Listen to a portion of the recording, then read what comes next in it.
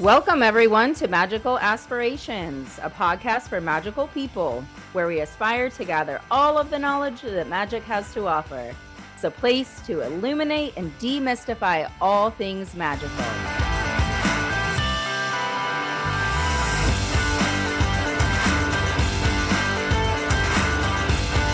Hello, beautiful people. Welcome the freak back to Magical Aspirations. It's Adreyauna. And of course, I am joined by my lovely co-host, Reverend Raven and Annalisa. Coco! Hello!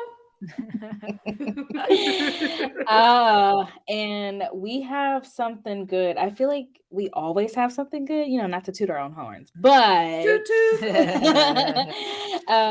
we are going to be talking about divination. And yes, I know we already talked about it last season, but we're going even deeper to talk more so about our personal connections, the things we learn, the things we're like stressing out about. And so if you also are itching and you have your own divination tool and you want to get into the magic, get into the combo, buckle up, baby, because we are ready.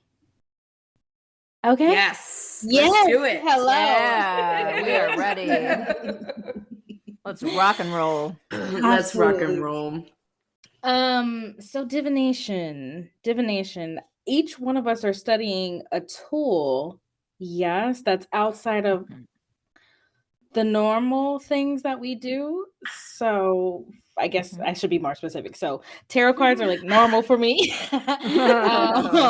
But I have been holding myself to actually dive into learning and doing bone readings and bone divination. So that's for me. What about you, Annalisa? I am actually working on tarot before. We all know, if you followed us along, that we met through a tarot class, and it's always been something that I've kind of studied and I'm very familiar with it, but I have yet to figure out a way to incorporate it into my language. I've kind of had a hang up with it for a long time, specifically about reading other people's descriptions, trying to make sense of the books and what other people say it's supposed to be. So the new thing I'm tackling with the tarot is we're making our own language together. It's about learning my own symbolism, not necessarily what someone else says it's supposed to be. Fuck yeah. Love it. Fuck yeah. What about you, Rev? I have been delving into the runes. Picked them up a little bit last year and learned a little bit kind of here and there. But I would really like to delve in this year to learning more about the rune system. One thing that's really fascinating to me, and I'll just kind of jump right in, is I love that each of the runes has a story behind them. It's not just a letter or a word that it represents. There's a whole story, and I love learning the stories behind the runes because they help you to understand the message that is trying to come across through spirit. So I really want to learn more and kind of delve in and have kind of like what Annalisa said, more about personal connection with the runes. And I was recently gifted a new to me rune set by a dear sister, Ms. Ulamani. Check her out on Facebook, by the way, UGLAMANI. That means owl of the moon, actually. And she's one of my sisters in Stonewolf. And if you check out her page on Facebook, she is actually doing a tarot lesson. And each day she talks more about each of the individual cards, going through the deck daily. And then the first week, if you go back, it actually, she walks through how to pick a deck that resonates with you, how to charge your deck, things like that, kind of the behind the scenes of working with tarot. And then, like I said, the daily lessons about each of the cards. So again, check that out if you're interested in learning more about the tarot. And like I said, she gifted me this really neat wooden rune set that I have been pulling from this last week. And actually, she has been making her own rune sets for sale. Ooh. So That's once super I really special. get to know these guys that were gifted to me, I'll have to get an elemental rune set of my own that was designed for me. Mm. Oh, I Mm. love that. I love That'll be my that. reward. Absolutely.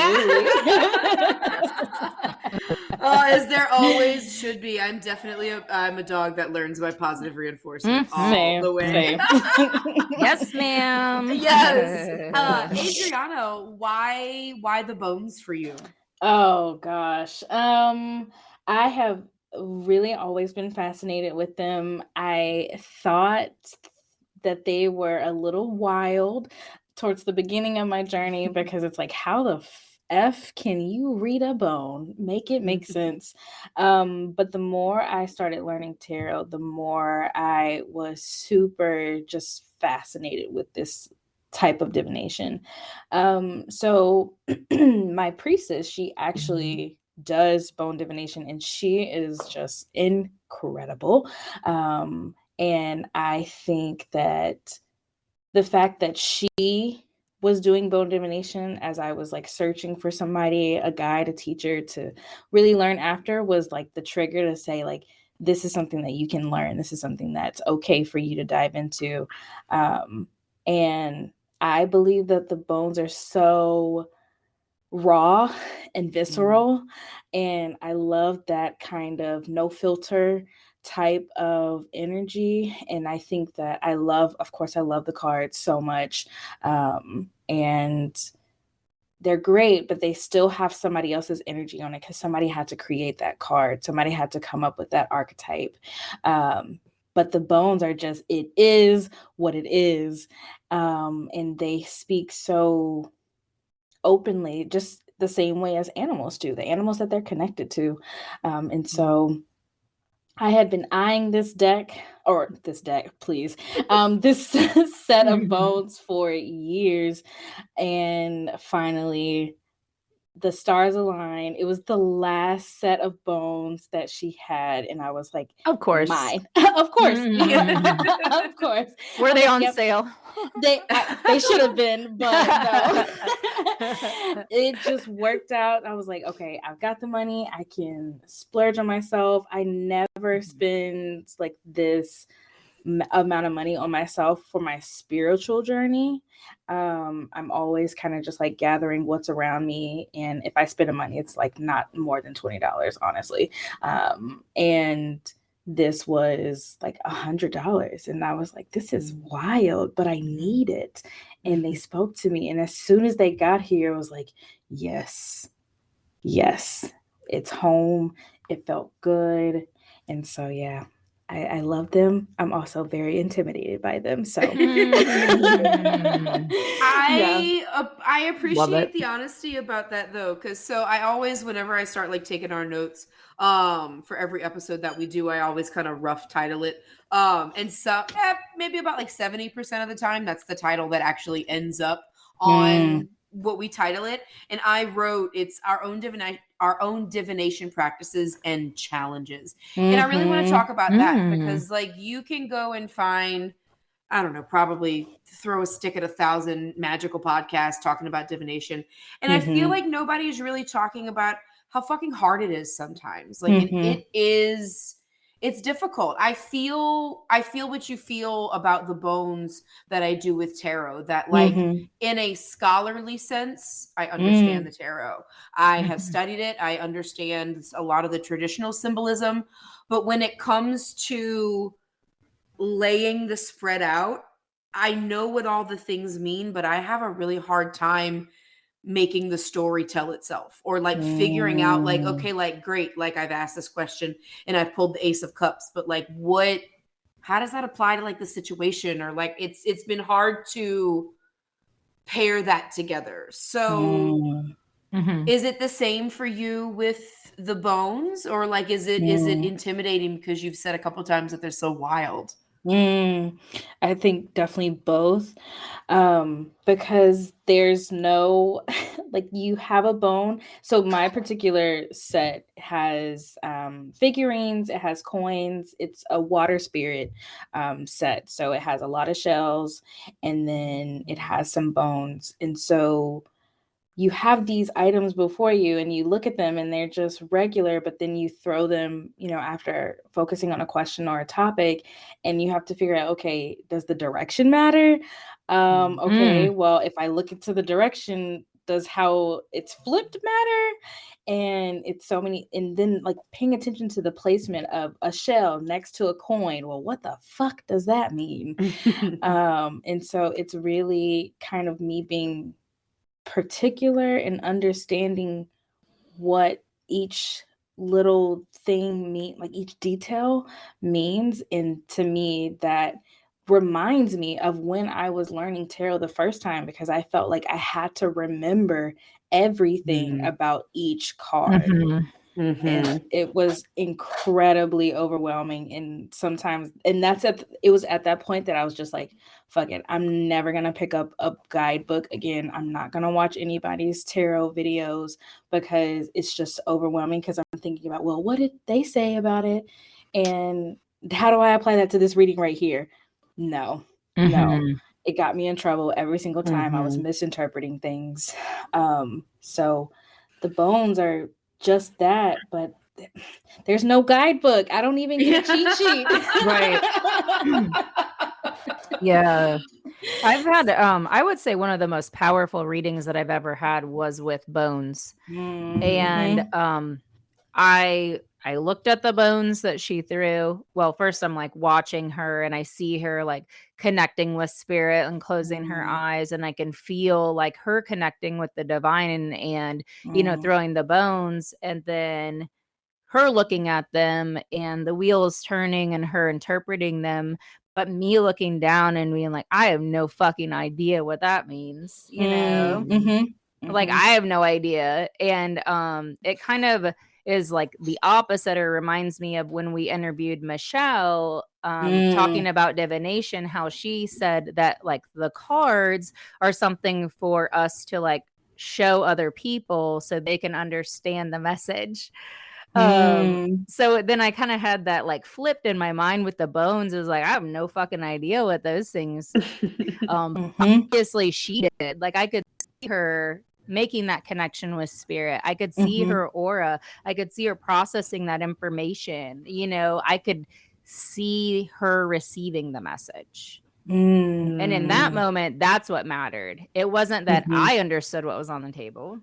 Very much that. Yeah. I was taught that, of course, like you mentioned with the tarot cards, you can explain the card to the person that you're reading for, but with the bones, it doesn't matter. It doesn't matter. You can't tell them what these mean because it's it's your language essentially that you have with the bones. I'm interested, is it the same way with the runes? With the runes, like I said, there are like stories behind each of them and history that I'm like reading about. So I don't feel like I know them well enough to say that.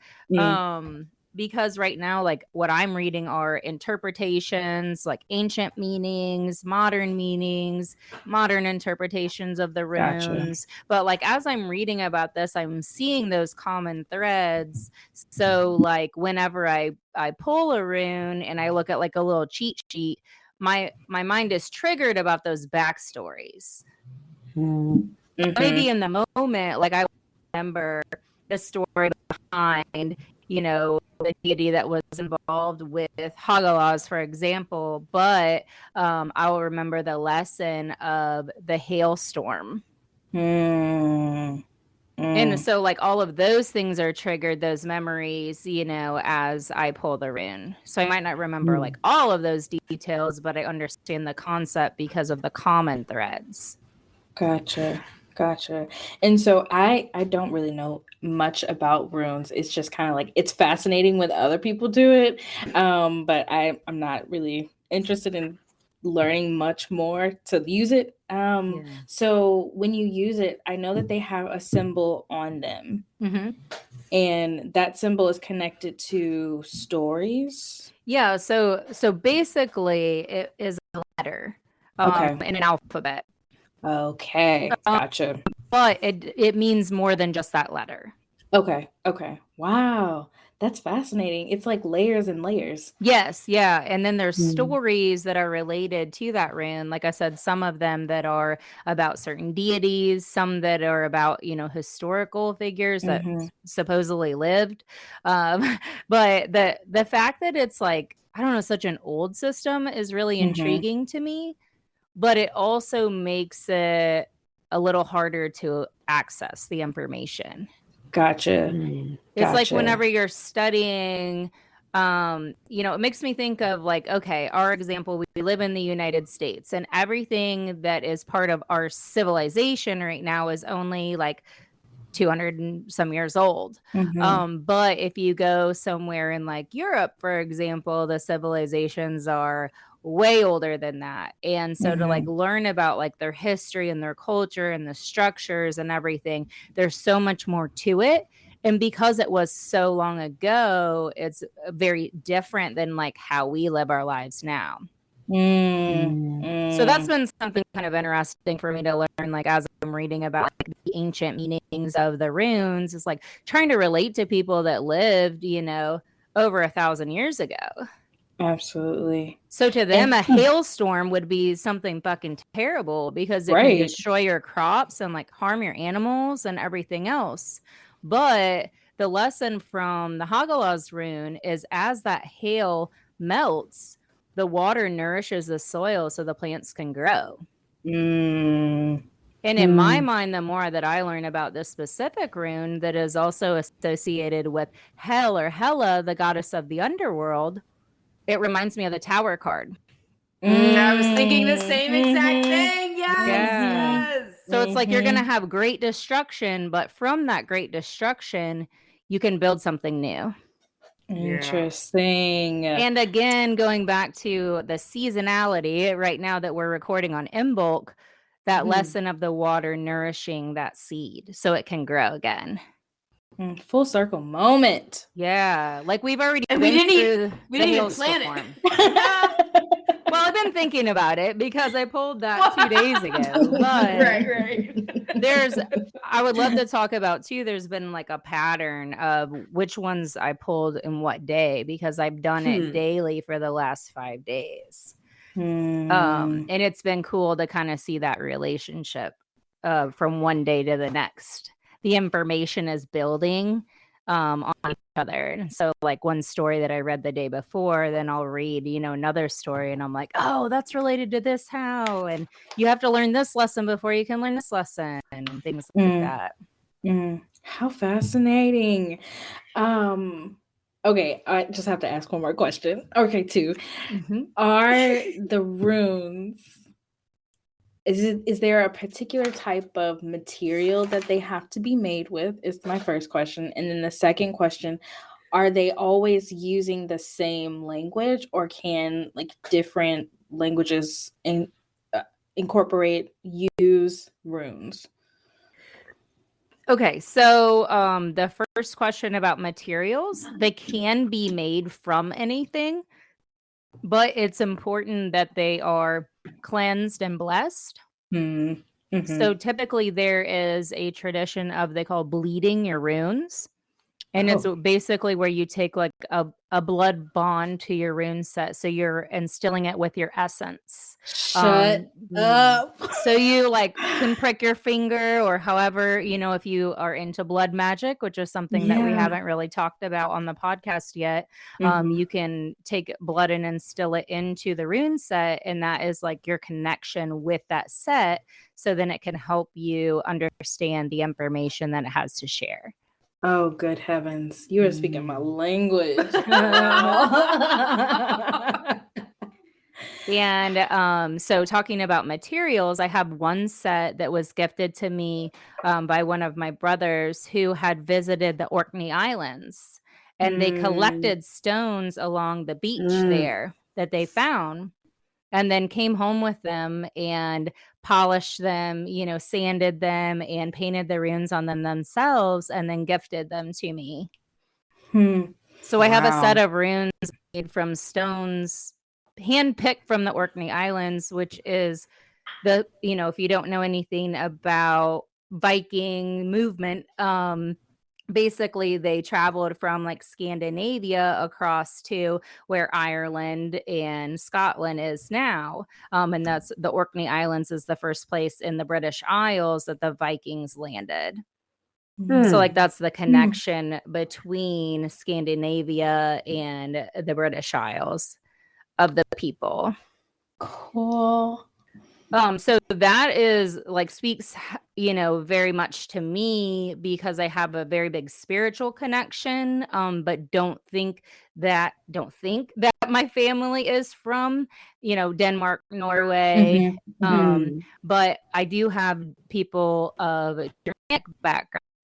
Gotcha. My grandmother's family probably were, peasants in Germany. And like I've said before, basically all of my ancestors, no matter what side, were poor farmers. And they came to the United States, America, looking for new opportunities. And so anyway, like I said, I have that kind of spiritual connection with the Scandinavian people and my Germanic people. And then I have my family from the British Isles, so Scotland, Wales, those areas, Ireland as well. And so, I really like that area where it all comes together. It has very big spiritual significance to me. One of the rune sets that my sister Ulamani just made is made from wood that a tree was struck by lightning.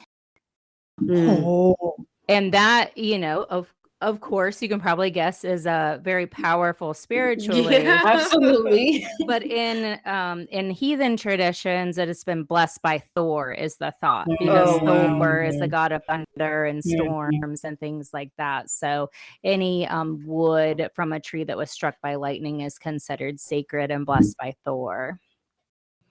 And my last material example is Miss Catherine Lane, the New Orleans Fit Witch, has a beautiful rune set that is actually made from alligator bones. Oh, cool. Oh, wow. Yes. So that sounds right up y'all's alley. Definitely. And definitely. I have a reading with that set. So it's amazing. Epic. Do you feel more of a connection to one over the other? Ooh. I like rocks. I mean, obviously.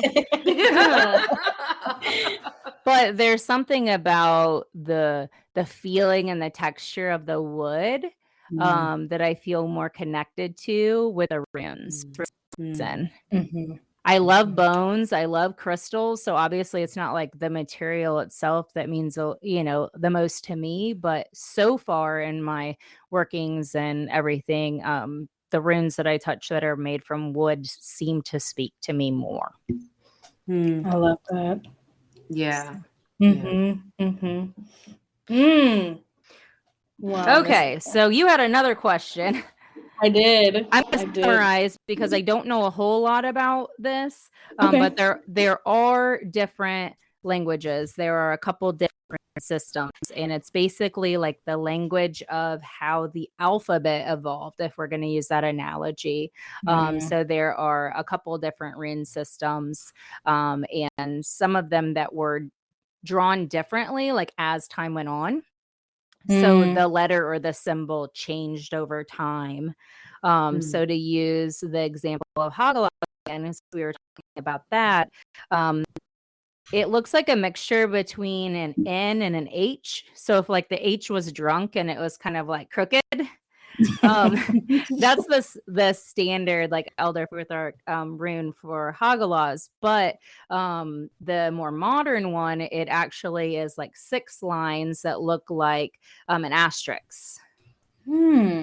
And that was, to more represent like a snowflake or the hailstorm itself, like the hail itself, because it has a crystalline structure with 6 sides, which is the same as a quartz crystal.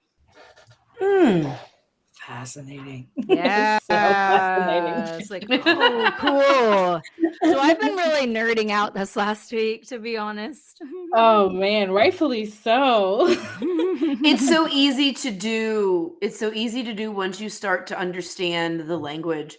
One of my favorite things about divination for sure is that when the message is trying to come across, it will repeat itself over and over Yep. again. Absolutely. I got a little taste of that this past week. So I had mentioned that I downloaded that little card of the day app in an attempt to try and like stop like drawing too many cards and stuff like that. And it's been very helpful with that.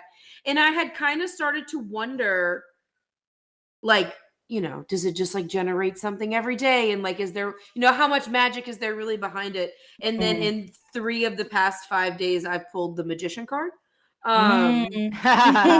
I don't find coincidental at all, because like Nope. we're sitting here talking about trying to, like, one of my struggles has been trying to balance muggledom and magic, and like it was literally, so Sunday when we recorded the In Bulk Talk, it was the magician, and then again Monday and Wednesday, and it's just it just makes me, this is magic moments, you know, like even with like the technology base of it, which like I have been so resistant to download like tarot apps and stuff like that, because it's not the card, it's not the thing, but like clearly the magic is still there. So that is still really cool. Do you know why? Do you know why? Why? Well, because the magic is inside of you. Oh, because I'm the magic. Yes. You are the magician. Yes. I am the magician.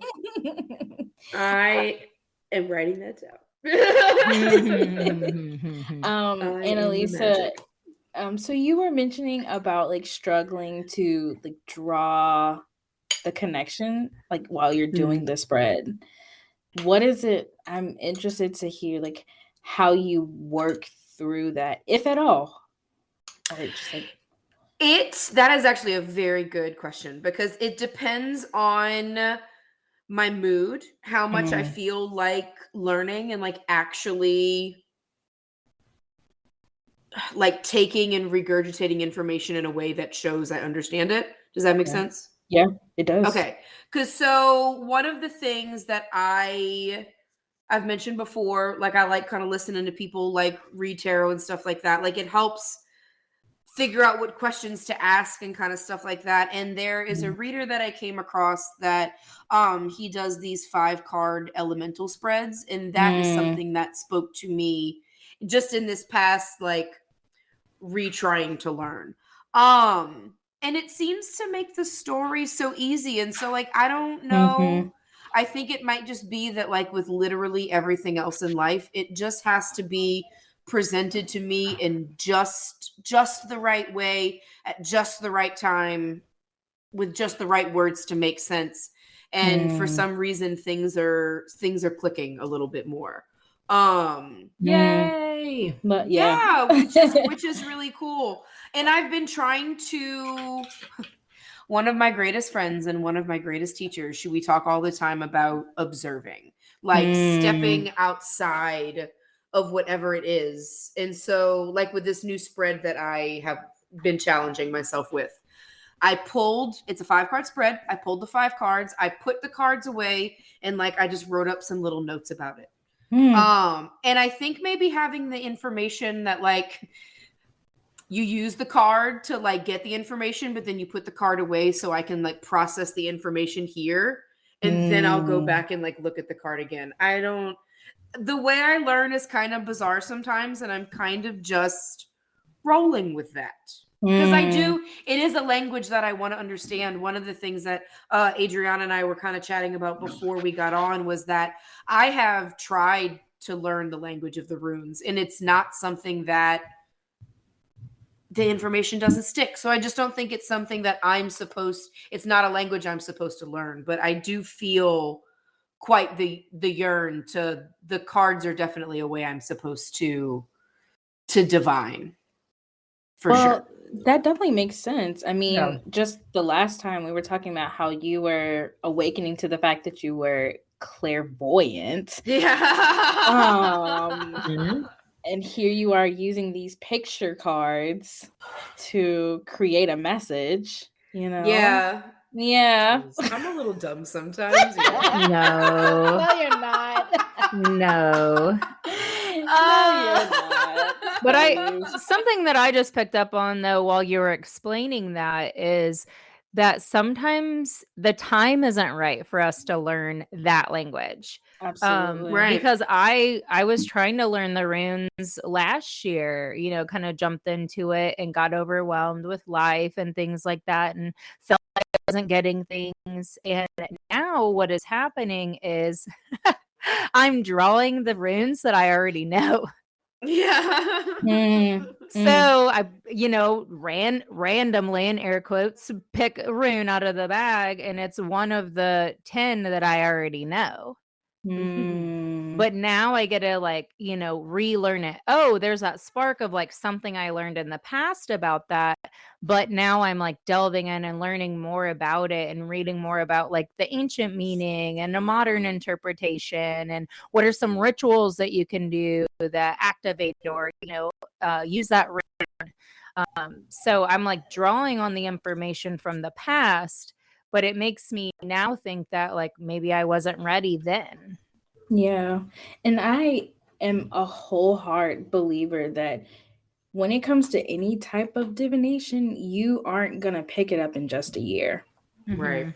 No matter how quick you are, intuitive you are, it's going to take some time because you have to build that context around each symbol and what it means. And then you also are gathering your own life experience to be coupled with these things that are coming to you. And spirit speaks in analogies, spirit speaks in riddles. And so sometimes they're like, duck eats the egg, and you're like, what the fuck does What does that mean? Yeah. I just asked you, am I gonna get the job? And you're talking about duck eats what? Please. And then you go, you sit on it, it marinates, and then all of a sudden you're sitting in the park and you see a duck eating the egg, and you're like, oh, that connects. That's what that meant. Gotcha. Gotcha. Okay, cool. Yep. So yeah, I feel like that's also something that the bones have taught me, but it's because tarot was easier for me to catch on to. But I'm still learning about the tarot, but the confidence just isn't there. I think that's where my struggle is because there aren't a lot of people around me in my circle who do bone readings. So it's not like, hey, what do you think about this? Or there's not a lot of classes on it. So I think like learning the tarot, there's a bigger community and you get to like talk about it and get your frustrations out about it and listen to other people. And then with this, it's just kind of like, do it on your own. And you're like, whoa. No, don't leave me. But Don't leave me. yeah. I feel like on the flip side of that though, with tarot, there's so many people to be like, excuse me, like people to be like, well, that's not what that means. Like you get a little bit of leniency with the bones, I feel like, because if the community's small and you're making your own language, I feel like that would almost take the pressure off. I mean, now granted, I don't have a bone set in front of me, so let me judge you from my pedestal, but like no, that's fair. That's a really good point. I like that. I like that reframe. It definitely helps to kind of just like see the good in the fact that there isn't much to go off of. You really do just have to trust yourself. Yeah. Because I think that's part of my hang up with tarot is someone thinking I'm wrong. Like, you know, our stupid pride gets in the way. And that's something that holds me back from a lot of things of like, well, if I'm not good at it right out the gate, I'm not going to fucking do it. So I am proud of myself with sticking for tarot for this long, but that's only because it's a private practice. Like I do not read for very many people that like it's few and far between, mostly just myself, but it's hard to trust sometimes or to know and remember that we are the magic. And this is something that I think might kind of help you, Annalisa, when you're saying like you're doubting yourself about your readings and things like that. One thing that I like to do is I ask a question and I pull one card. I look at one on the bottom, and then I can maybe pull one more clarifying card, but that's it. Quit pulling all the fucking cards. And being like, oh, really? Exactly. But I really mean, but where's it gonna come from? Like, sometimes you need to just get in the information, and like Adreyauna was saying, kind of sit with it, and you know, wait for the moment when the duck eats the egg. You'll go, aha, you know, that will happen, instead of in that moment just getting frustrated with yourself because you kind of block the hearing the message sometimes. Absolutely With your own doubt. Putting like a time frame on it. Like if you ask, like sometimes I feel like, oh, what's my day gonna be like, or like what's this week gonna be like? It puts pressure on it. So one of the things that I did challenge myself to do, we were talking about the Maddie Murphy from the Cosmic RX email. In that, she includes a tarot spread for the whole season. So like there was a little 6-card spread that she recommended for the whole Aquarius season. It had 6 questions attached to it. And that is something that I like, that because it gives me time to ruminate. Like I don't like pressure. I'm a fucking storyteller. So like I'm a lackadaisical kind of like, you know, we're going to talk about the wind and the trees and it takes it. Sometimes I feel like there's too much pressure to have an answer right now. There, right now. So I'm trying to give myself more grace about that. That's fair. That's good though. That's you knowing how you work best. For sure. Yeah. For sure. That awareness. We're getting there. Yeah. And making it work for you. Absolutely. Listening to you talk about these spreads, you know I love you, but you are a storyteller first. You can create your own spread that is magical to you. I know, but so can we talk about how, like, you know, we talked about we were going to pull something every day and do all that. And I also coupled that with trying to tell the stories. Pulling the card has been the really easy part. So now I'm like on this whole new thought pattern of, okay, so maybe the block has never been the cards. Maybe it's in the storytelling. And I stopped telling stories when the magic stopped. So now I'm reframing the things that I need to work on. So, yes. Yeah. When we loop back around in our accountability talks, remind me that. Okay. Noted. Yeah, something that's been challenging for me this week is like the first 3 days, I was able to make time to, you know, delve in and read and research about that specific rune every day. Well, the last couple of days I've gotten busy. And so then last night I had to research the one from the night before. And now I feel like I'm too behind. You know? But again, funny enough, Spirit gave me runes that I already knew about. So well, there you go. I'm not behind. And the other point that I was going to make is that what I feel like from past experiences works best for me is if I can do one per week. And then I have time to like do the research, but then notice the signs around me that the universe is giving me. So I have time to incorporate what I learned instead of just like input, and then don't give yourself a process. It's about the relationship too with the thing. Absolutely. Yeah. Like, yeah. And so I'm going to call you out. You know I'm going to do it. Adriana. I know it. Did you pull any bones this week? Scout's Honor, did not pull a single bone at all this week. I thought about it every single day and was just like, no.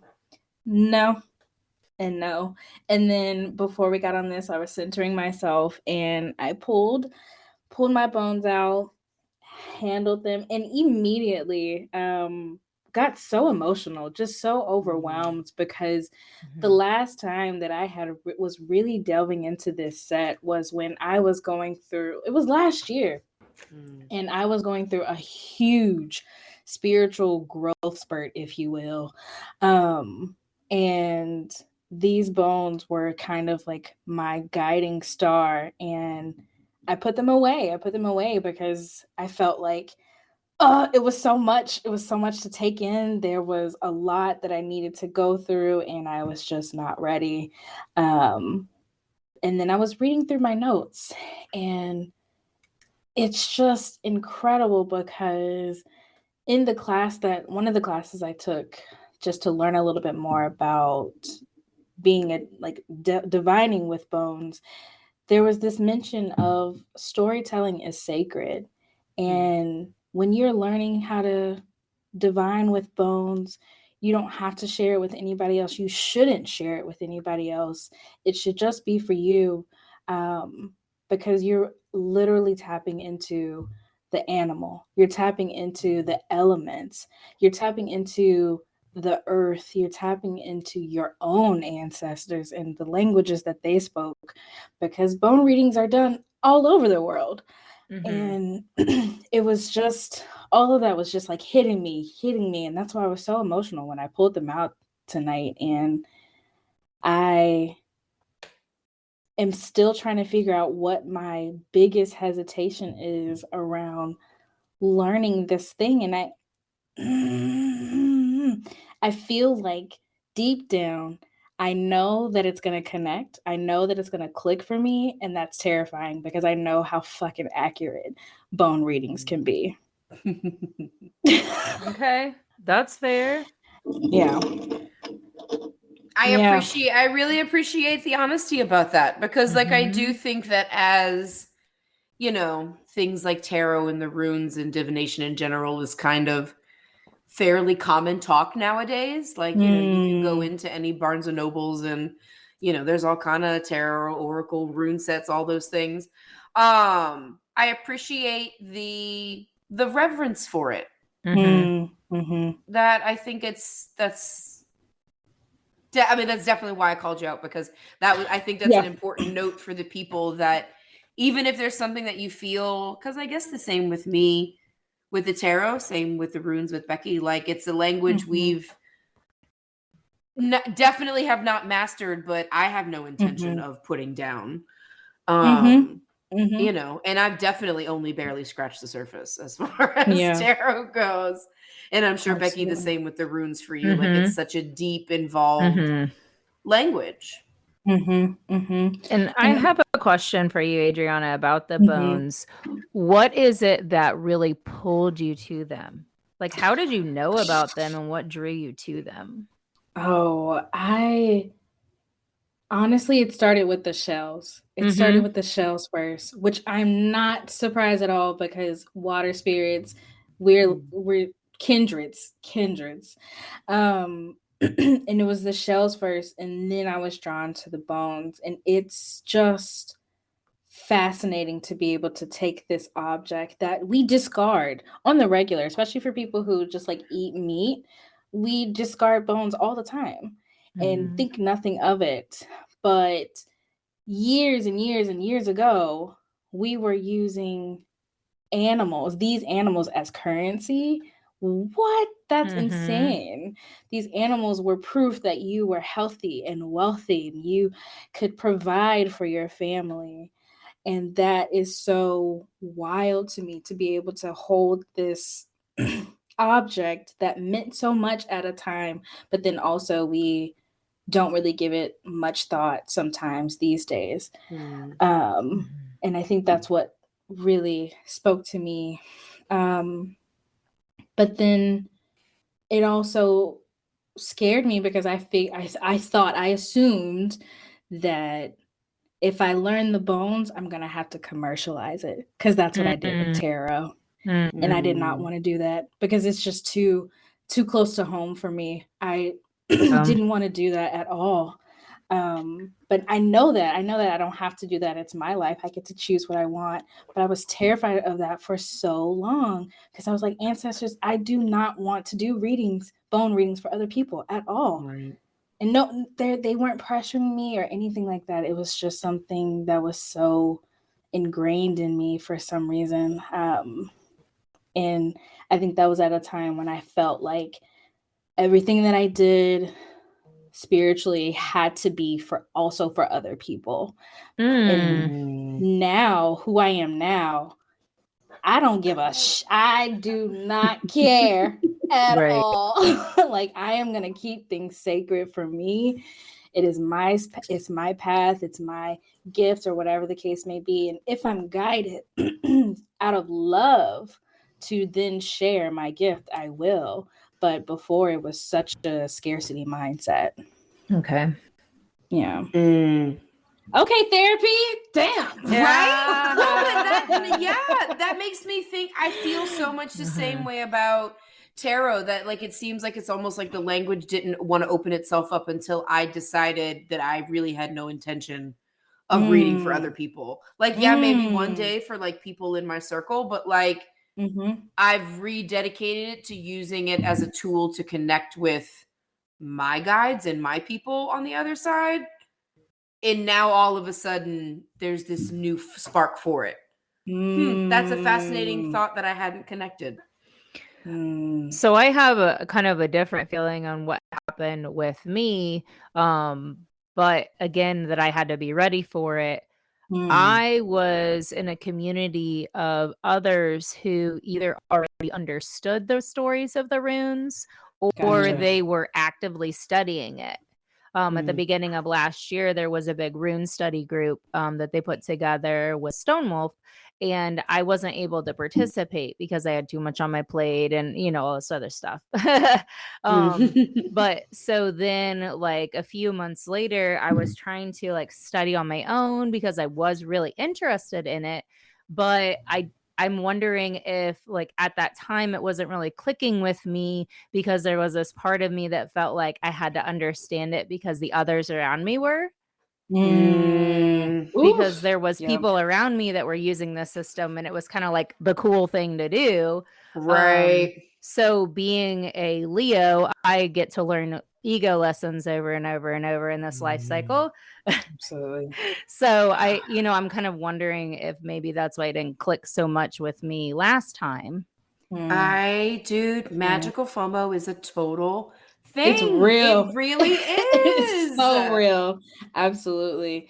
I remember people would come to the crystal shop when I was in New Orleans, and they would be so scared to like search around and say like, well, I don't know that much about crystals, so I don't know if I should. I'm like, girl, this is Earth right here saying, hey, look at me, I'm pretty. Right.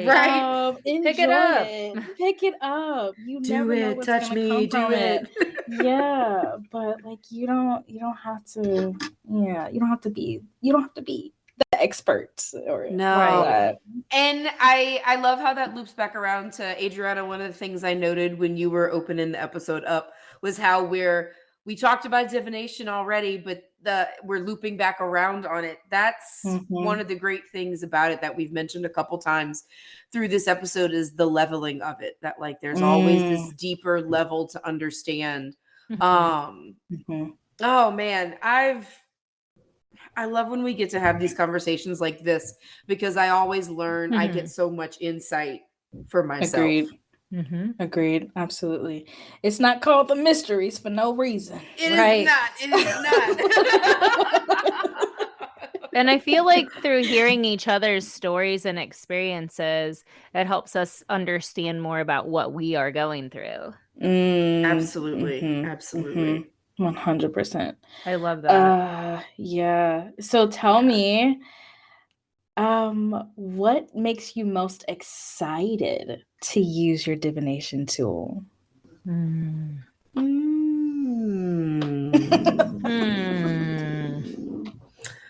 What makes me the Okay, I got something. Yeah. I've been trying to plan ritual for Imbolc this weekend for my group.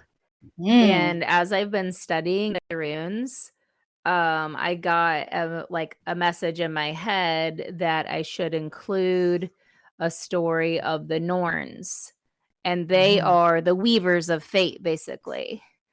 Like the fates in Greek mythology, the Norns. And I just had that like in my mind, oh, we should include the Norns, because I was thinking about, talking about the future and having people look into the future and what do they want their future to look like.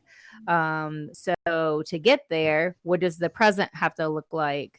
What does the past look like? What do we have to look at and deal with from the past before we can move on to the present to get us to where we want in the future? And then the next day I pulled that Hagalaz rune, and it shares the same section or chapter in my book with Naudis, which is the rune of the Norns. So yeah, that's what excites me. That's what lights my fire about using a divination system that I connect with, is that I'm getting the messages actually already, and then it's confirmation. And that is exactly what I was going to say, is that I love the idea of, okay, so my grandparents, my mom's parents, they were Cajun French. They would always speak in Cajun French, so the kids never understood what was going on. And I always remember being envious of them having this language that we didn't understand.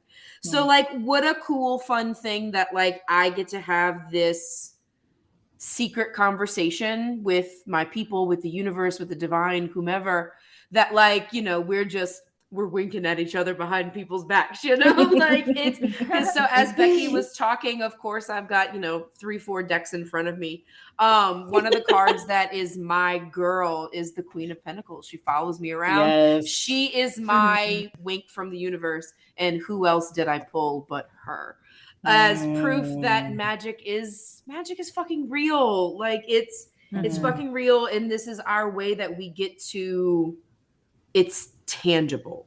And I like that. Oh, that's beautiful. Ooh. What about you? Same question. Same question. Yes, I think the most exciting thing right now is being able to like see something, like ask my question, and then something surprising coming out of the reading. That is just the bee's knees to me, because I'm like, yeah, I know the answer to this, and then boom, no bitch, actually this is what's going on. And I love that. I love those aha moments. I love the connections. I love just being surprised by the universe. But Annalisa, you said something, you said a thought, you said that wink from the universe, and I used to have a wink from the universe in my cards. It was either the Empress card or it was the Ten of Cups, obviously, for so many reasons. And whenever those showed up, if I was struggling, if they showed up, I'd be like, okay, I got this. And I don't have that with my bones. So maybe I need to find my wink in my bone set. Maybe you should ask. That's a good question. I'm gonna do that. Well, okay, so because I was debating whether I was going to loop back around to this, but since we're here, one of the things that you said sparked about that they're so accurate. So just trust that they're accurate. Like, ask the question: is it too much pressure to do it right now? You can say no. Yes. Yes. Fair. Will let you know. I will report back. Excellent. Okay, good. On that note, I went ahead and just pulled a card, and I just have to note that I pulled the Six of Wands, which in this deck, my Shapeshifter deck, it's 3 people who are plants. They have leaves growing out of their head, and the little girl has berries, and they're looking at an eagle who is flying over them. And this card is called Victory in this deck. And I have to note that there are 3 people looking up at the eagle. 1, 2, 3 of us. 1, 2, 3 of us. And that I pulled this card just the other day after Adriana and I had a very serious conversation about where the future is taking me.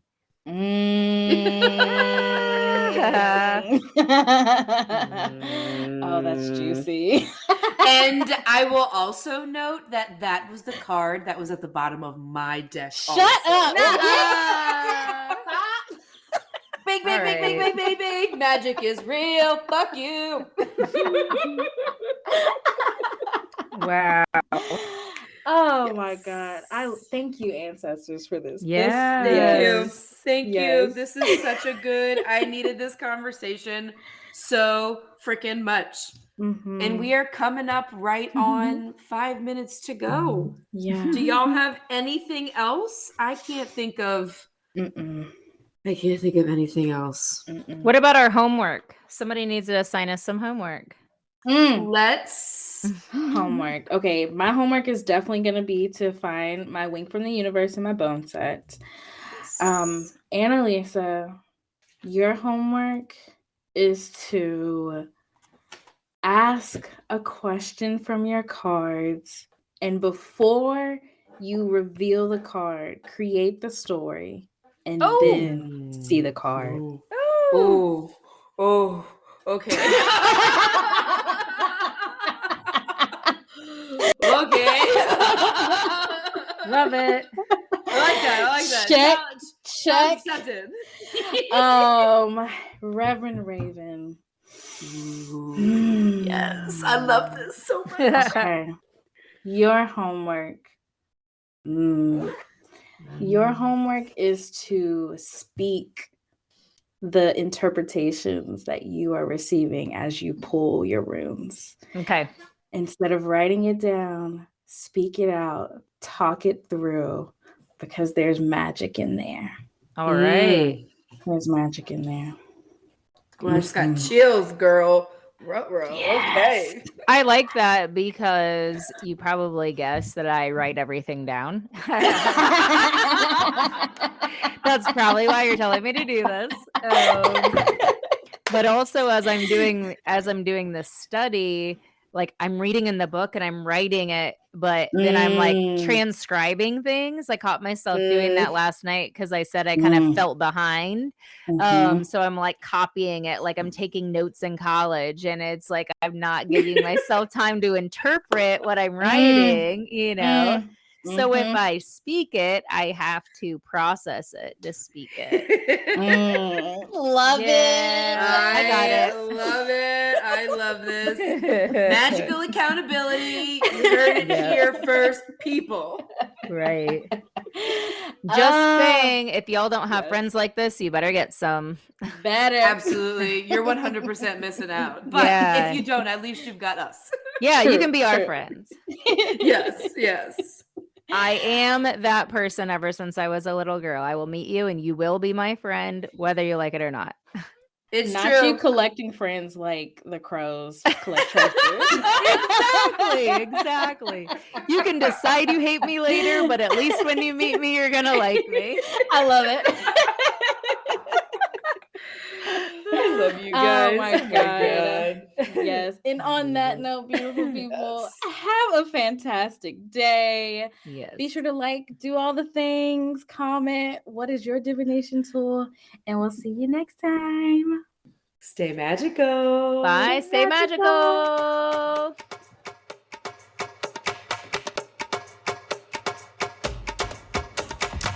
Thank you for tuning in to this week's episode of Magical Aspirations. Be sure to like and follow us on Facebook and Instagram at Magical Aspirations to keep up with the latest and the greatest from Annalisa, Adreyauna, and Reverend Raven, and to join in on the Magical Aspirations conversations. Come check out our website, magicalaspirations.com, to find bonuses from our guests, our Magical Aspirations blog, and to reach out to our magical hosts with questions, comments, reviews, or ideas for future episodes. We are so grateful for each and every one of you listening. Thank you again, and as always, stay true to your magic.